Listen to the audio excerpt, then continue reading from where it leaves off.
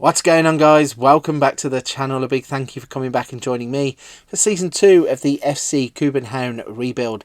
If you were with me for the first part of the rebuild, you would have seen we have managed to win the Superliga in our first season.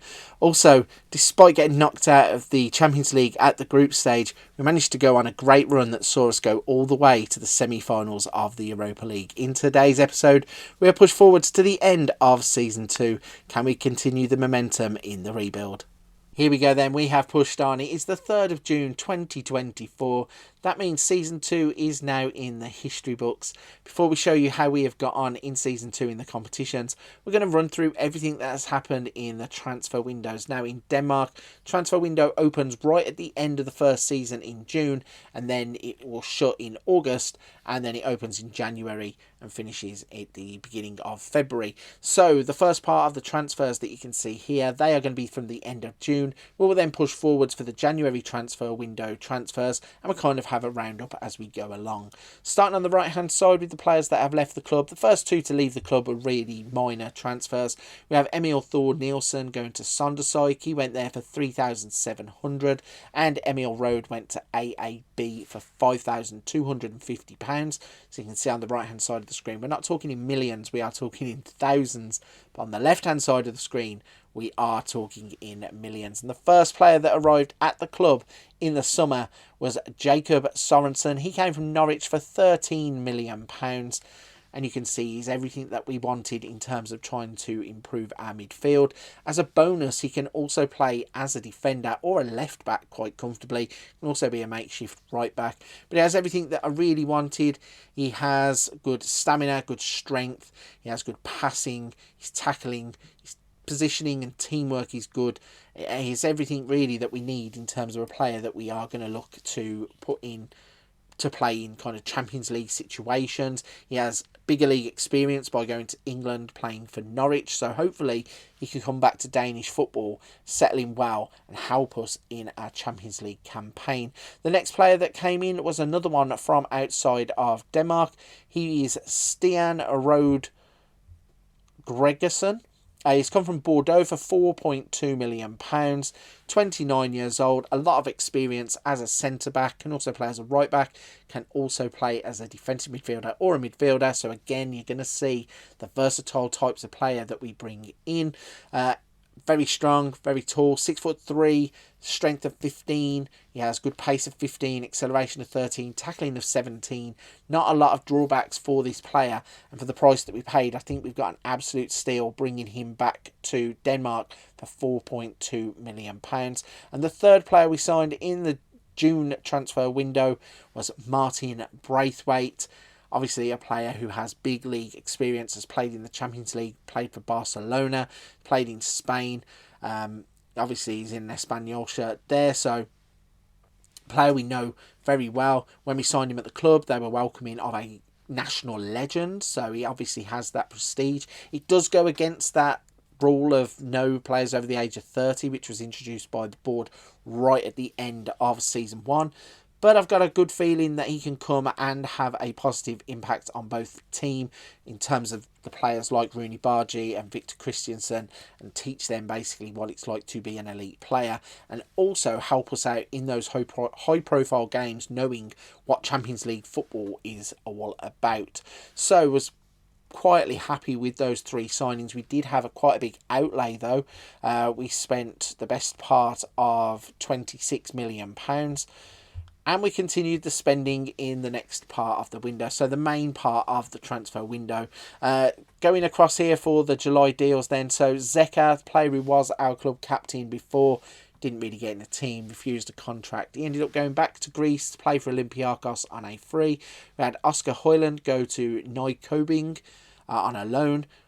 William Kastrup went to Fedor IF on a free. Emil Rosberg Moller, HJK on a free. Samuel Anderson to Dalkund on a free. We then had a load of loan players. So Camille Gabrara, he got really upset that Matt Ryan was brought into the first team. Kind of took his place. He wanted to leave. Couldn't sell him because he was turning down teams that were offering him not as much money as he thought he's worth. So yeah, he got a bit crazy. He ended up going to Spezia on a loan for 62,000. So the board are probably disappointed with the finances involved, but he got out the door because he was becoming toxic quite quickly. We then had Jonas Brondumbo go to Kopenhagen on loan as well. Oliver Sorensen, Elias Råsted, they all went out on loan. Emil Højlund ended up joining PSG. Now, I was absolutely gutted about this. If we go to Emil Højlund, he's a player that I think has a big future at the club. Couldn't get him to sign a contract. He went off and has joined PSG to go to their second team initially, but I think that it's one that is going to bite us. And then finally it happened in season 1. I predicted that Andreas Skelderup might only be with us for one season. Surprisingly, it wasn't PSG or Manchester United or Liverpool or any of the bigger teams that came in for him. It was Mainz in Germany. Really disappointed to lose him. Even asked for him back on loan and they refused that. So, little wonder kid, our first signing, has left the club just like he intended to do. I think he only ever wanted this to be a stepping stone, but it meant that we now have to double down to keep the 3 that are at the club already. The last player to leave was Luther Singh. He has gone to Maritimo for £120,000. Not a real big loss at the club anyway, because we then went out and spent some more money. Looking on the left-hand side, the first player we signed was Victor Fischer. We have got him. He's a former player at the club. Has been playing in the highest levels of European football. Brought him back to Denmark. I think it's an absolute sound signing. He is a little bit injury prone, I will say that. And if you have signed him in your own game and he basically walks through the door, falls over and he's out for 4 weeks, that is exactly what happened here. But I do think that contributing to a team, and again, he's an experienced player, an experienced international player that can come in, kind of guide those wonder kids in the direction that we want them to go. The next player we signed was Jacob Brun Larsen. Now you're going to see a little bit of a trend coming here. The first one was Jacob Brun Larsen. He has come from Hoffenheim for £3.5 million. We show you him first. So again, Danish, 25 years old. Can play anywhere on the left, anywhere on the right. Can be a makeshift attacking midfielder or a striker. He actually looks a lot better than like his raw kind of potential shows off. He has been capped by the national team 9 times. He has scored 1 goal. He does have 13 pace and 14 acceleration. His finishing is only 10, but he does have good dribbling. He has good off the ball. He has good teamwork, vision and work rate. And I think as a rotation option, he could actually be a pretty decent signing for £3.5 million. The next player that we signed, and this is where it starts to get funky, we signed Jonathan Braut Brunes. So this is Erling Haaland's cousin. We signed him from Strom Godset for £1.1 million. And I think he is looking like he could be a bit of a beast of a footballer. 13 pace, 12 acceleration, 12 finishing, 12 dribbling, 12 first touch. Passing is good. Work rate is good. Has good determination at 13. I think he's one that still could develop. He came in as an emergency backup, but I think if he gets game time, he's actually going to play really well. And finally, at the bottom, you can see that we have signed Albert Braut Charland, I'm going to go with. And this is Erling Haaland's other cousin, and he plays as a striker, and he's a little bit like his cousin in terms of being a wrecking ball. Doesn't really have any kind of caps of any description at the moment, but I think that could change soon. If we click on him and show you his first season at the club, somehow he played 7 games, he scored 6 goals, he had 2 assists, and he had an average rating of 7.24. Overall, played 8, scored 7. Absolute monster looking footballer, and I have a feeling that he could end up emulating his cousin if we give him the game time. It really is scary because Cornelius might be out of a job because of Erling Haaland's cousin. As I said, that's the type of path we're going to go down. Try and get these youth players, these younger players, develop them and see what we can get. Imagine if we get in a Champions League game against Manchester City and we pit the cousins against each other and something big happens. It's one for the future maybe, but we have signed these 2 cousins and I think they can have an impact. I mean, we signed the Albert Braut Jarland for £3,000. That could turn into an absolute bargain. So normally I would be asking, was the money that we spent well worth it? And you can see it certainly was. Once again, we are Superliga champions. This time winning the Superliga by 20 points. But if we look at the other competitions first and work our way back to the Superliga, you can see we have won the one that the board and the fans all want, the Pokalen. Yes, we have finally managed to win that, and hopefully we will get a little bit of a kinder review from our board and our fans come the Club Vision tab. Looking at it, we beat Nordstrand 4-1 in the final of that, and we have lifted the Pokalen. In terms of the Champions League, you can see that we have had progress there. In the previous season, we didn't get out of the group stage.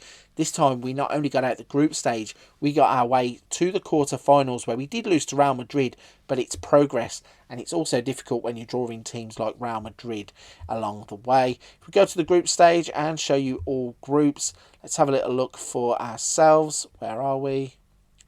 We are here. We actually got drawn in another really difficult group.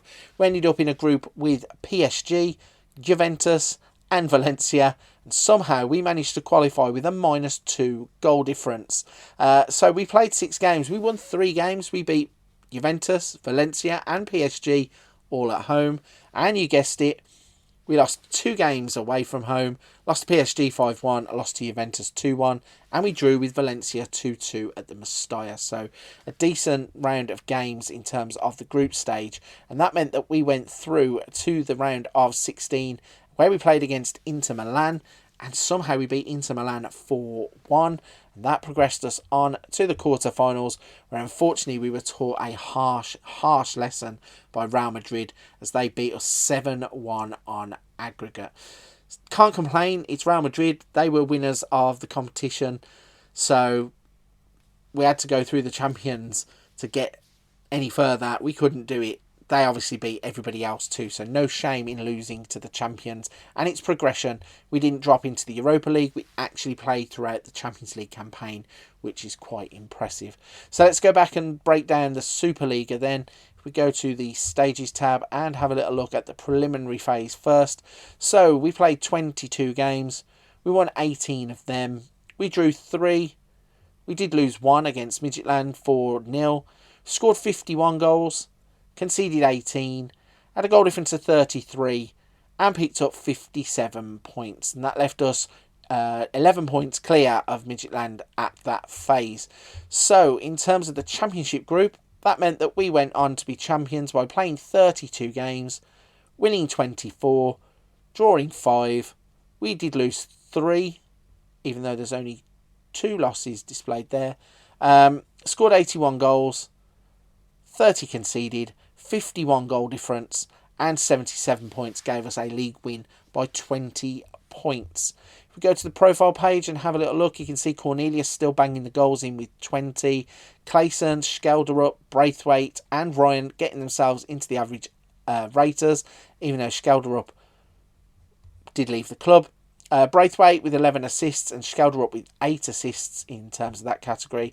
Cornelius got 5 Player of the Match awards. Matt Ryan got 15 clean sheets. Once again, discipline not an issue with this tactic, and nothing else to show you down at the bottom. So, a fantastic season, and we got a little bit of an explanation as to what happens with the league table. So it says teams start with all their league records along with 100% of points from the preliminary phase, and that means that that is how the championship group and the preliminary phase come together. So it all makes sense in the end. Let's have a little look then at the finances screen as we head towards season 3. We can see that the club financial status is now rich. We have an overall balance of £71.7 million, and despite that, they are looking after their own interests because they have only given us £9.5 million to spend. Did think that there would be a bit more on offer, but I suppose with what we're working with and the players that we've got at the club now anyway, don't really need to have too many lavish signings. So £9.5 million is probably enough wriggle room for us to start to look to kick on in the Champions League. Looking at the wage budget, £515,000 is available. We are spending £489,000, so that is creeping up, but it does mean that we still have enough in that gap to be able to attract the type of player that we want to the club. Onto the Club Vision tab then, and you can see that our job security is now very secure. In terms of the actionable objectives, they want to work within the wage budget, we're on course. Grow the club's reputation, they are pleased. Minimum 2-year contracts for the first team players still. In terms of the current season, we have passed all of the current season stuff with be competitive in the Champions League, win the Superliga and win the Pokalen. We also have got a training facilities improvement, and that will happen at the end of the season. Going forwards into the 24-25 season, they actually aren't very ambitious. They only want to win the Pokalen and they want to continue to win the Superliga. Looking at the board feedback for this season, so we have an A- now. Obviously that Pokalen win has brought our feedback right the way up. Their board culture still sign players for the first team under the age of 23. They are pleased. Do not sign players over the age of 30. They are delighted. The only one we bought in was Martin Braithwaite, and they were happy with that because we signed a club, or not a club, but a national legend.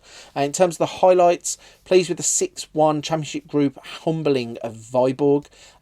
Pleased that the team reached the quarterfinals of the Champions League. Delighted with the positive atmosphere in the changing room. And their notable criticism, they are extremely disappointed about the 7-1 aggregate loss to Real Madrid. Not too sure what I can do about that. Real Madrid turned up. They're a far better team than what we are. We are building to be like them, but at the moment, there's nothing we could do to stop that. In terms of supporters, though, they haven't cheered up at all. C+, they are only pleased with the job that we are doing. High reputation players. Now, we went out and signed Martin Braithwaite, signed Larson from Norwich. So we are trying to sign the type of players that they want. We also signed the guy from Bordeaux. I think they're bigger teams than what Copenhagen are at the moment. So not too sure what we need to do in that. They're only pleased. Not too sure going forwards how we're going to keep topping those transfers. They want to maintain the club's status as the most reputable in Denmark, finish above Brøndby and Midtjylland, and they want to win the Superliga. So we finished all of those. It should say pleased or passed, because we did win the Superliga and we finished above the other two teams, obviously, because of that. In terms of notable highlights, pleased with the comfortable 6-1 victory against Viborg. Delighted with Victor Clayton's recent performances. Pleased with the comfortable 4-1 humbling of Nordsjælland. Their criticisms, disappointed about the 7-1 UEFA Champions League quarter-final second leg aggregate loss to Real Madrid. And they're disappointed with Christian Sorensen's recent performances. So, bit of a mixed bag. C+, I think, is a bit harsh. Glad to see that the board at least have softened up to us a little bit and they've enjoyed that Pokalen victory. But I think that we can start to crack on with some of the other ones. High reputation players, though, is going to be one that is difficult to top season after season after season. The final thing that we are going to look at before we move on to Season 3 is our Best 11. Now, as always, there are two versions of this. We're going to start off with the one that says the Scout Report Best 11. And we're going to go through some of the strengths and weaknesses. But let's start off by looking at that Best 11. So it's Ryan in goal, Christiansen, Vavro, Boulson and Dix, Falk and Learaga, Fisher on the left, Clayson, Braithwaite playing as a right-sided winger / inside forward. Wasn't expecting that. And then Cornelius at the top of the pitch. Cornelius has done absolutely nothing wrong. I think, off the top of my head, he scored 42 league goals in 2 seasons. Absolutely cannot say anything, but that's a good enough return for me not to be looking at any other strikers. Braithwaite can come in and play in that role if he needs to, but I like him playing just behind Cornelius to get 2 of them on the pitch. Does mean that Clayson has to miss some games, but then that manages his game time, which means that he doesn't get tired. It all works in and it all ties in. Looking at some of the strengths then, bravery, natural fitness, determination, passing, vision. Top goal scorer, Cornelius, 20 again, finished second in the competition. Best player form, Victor Clayson with an 8.04 in his last 5. Anticipation, decisions, first touch, flair, teamwork and work rate, just to name a few. And then in terms of the weaknesses, command of area, goalkeeper depth, overall depth, aerial reach, communication, one-on-ones, long throws, marking, throwing, corners, punch intensity. So again, basically the game tells us that every goalkeeper that's in the game isn't good enough. And there is depth issues. So we need to try and go out and sign maybe a few players that can come straight in the first team and make an impact. Obviously, we have now lost Skelder up, so we're going to need a younger player, I think, than Fisher to be able to play kind of or develop week in, week out. In terms of the general squad depth, we're going to have to sign players. Or either that or we're going to have to promote from within and then I'm not too sure whether the game counts players of a certain age as squad depth or not, because we do tend to have quite a lot of players in the first team, but the game obviously doesn't think we have great squad depth. We switch over to the other one, the best 11 with the players on the pitch. So we've got Matt Ryan in goal, Christiansen, Vavro, Balson and Dix, Sorensen and Leerager, Victor Fisher, Clayson, Braithwaite and Cornelius. So we've got Sorensen in that best 11, which is quite interesting. I would actually have Johannesson myself. Looking at the purple players, we got Alvarsson as the goalkeeper, Rorsted, Halsgaard, Nielsen and Gellert. So I don't think the back four have changed. The goalkeeper has. Stefan Jensen and Isaac Johansson in the middle. Johansson again is a player that is just developing nicely. He's going to become that overall midfield general. Osman Saroui is on the left. Soren Nielsen and Rooney Bargi on the right, and then Schimmelhack is the forward at the top of the pitch. So a few of them. Bargi I think can get playing time over Braithwaite. I think in the long term he'll be a better player, but certainly in the medium to short term he needs game time, so we can push Braithwaite inside. Like I said, give Fisher wide left and Bargi wide right. Not a problem there to get them game time. In terms of the middle of the park, Johansson needs to go in. And I don't think there's much else to say about the rest of the team. Obviously, it's saying that we need squad depth, so we're going to have to go and try and improve. Got £9 million to spend, so maybe it's either promote from within or just go and buy one or two high reputation players that are either Swedish, Danish or Norwegians and try and get them into the team. I really think that this is going to be an interesting save going forwards, because it's going to go one of two ways. We can either hold on to the likes of Christiansen and Johansson until the end of their contracts, or we can try and turn them over for a profit now and reinvest. But then I'm not 100% sure where the players are going to come from, so it's all going to get interesting from this point in. Right, if you're still here with me at this point of the video, firstly, a big thank you. Secondly, if you don't mind hitting the like and subscribe button to help the channel, I really would appreciate it. Everybody that has done that so far, it's been such a great journey. The past couple of months watching the channel grow, it's been absolutely fantastic. I cannot thank you enough. Before you do go, don't forget we have other things here on the channel, such as Let's Plays, Wonder Kids, Tactics, hints, tips, tutorials, a little bit of something for everybody on the channel. But for this one, I'm going to leave it there. I'll see you soon on another episode of the Kobenhavn rebuild.